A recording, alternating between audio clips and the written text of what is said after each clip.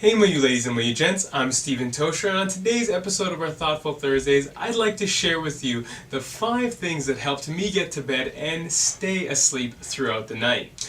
The first is heavy meals and when to have them. Now, what I used to do is I used to have a little bit of a heavier meal before I went to bed so I could go for my walk or stretch or eat or do my workout. Now what I've done is I've broken it up into a small snack in the evening and a small snack in the morning, and together that food and those carbohydrates will give me the energy to work out. So that means that during the, I'd say, middle of the day, afternoon area is when I'll have my bigger meals, which will give me energy to survive the day, but at the same time won't have me up till, 12, 1, 2, 3 o'clock in the morning, which sometimes I'll do if I'm filming, but for the most part I want to try and be in bed by 10 or 11.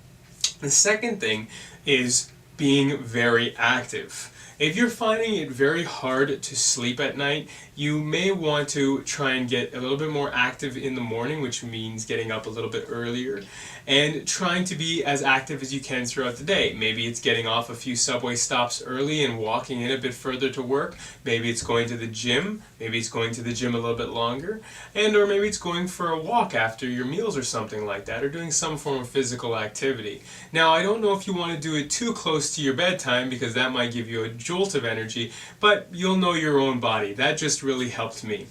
The third is diffusing stress from your life. So whether it's watching the news, arguing with family members, thinking about bills, you want to stay away from stress and you want to bring that down. You want to have times where you can kind of relax and do things that aren't going to be as stressful, which actually links to number 4, which is prayer and meditation. For myself, I'm a Christian. Sometimes I'll go just before I go to bed and I'll start praying. Or I might read a few scriptures in the Bible or breathe deeply and just kind of think about the day, or maybe even pray for people who have a worse off situation than myself, or people that have to make very big decisions. Maybe praying for them and helping, them, especially our political leaders. Some people may go down the road of yoga or meditation.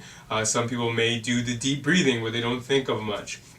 All of these things can attribute to potentially a better night's sleep when you push the stress away and fill it in with relaxation.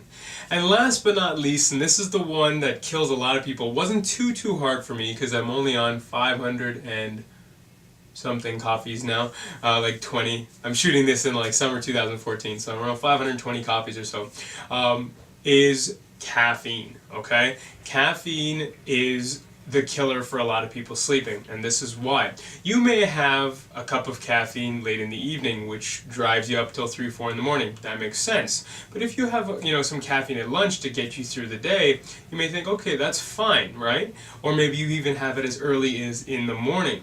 The problem is caffeine can linger in your system for a long time, which means you might be able to go to bed at 8, 9, 10, 11, 12 o'clock at night, but when you get up to use the washroom and you're like, I can't get back to sleep, it's because that lingering caffeine or those high amount of carbohydrates or the combination of the two of those, mainly the caffeine lingering in your system, makes you stay up, especially if you go to bed a little bit earlier. So you can be tired throughout the day and then get the just enough sleep that's needed, then you use the washroom, grab a teeny weeny snack or something when you get up, or you're startled during the night or something, and then you can't get back to bed because of that caffeine. So be very wary of caffeine. I'm not saying kill it altogether. I know there's people that have tons of espressos, you have different problems, you have stressful work, but maybe it's either to curb it down, have it less at night, or if you're really struggling, maybe not have it at all, cut it out because you don't want it to linger in your system. If you have a comment or question, drop it in the comment section below. If you'd like to check out anything that pertains to this video, it'll be in the description. I just want to say thank you so much for watching. Have yourself a wonderful day, evening, morning, or night. God bless. Oh yeah, and if you like what I'm doing, please tweet, tumble, like, share, thumbs up, plus, pin, or do whatever you do, and please subscribe.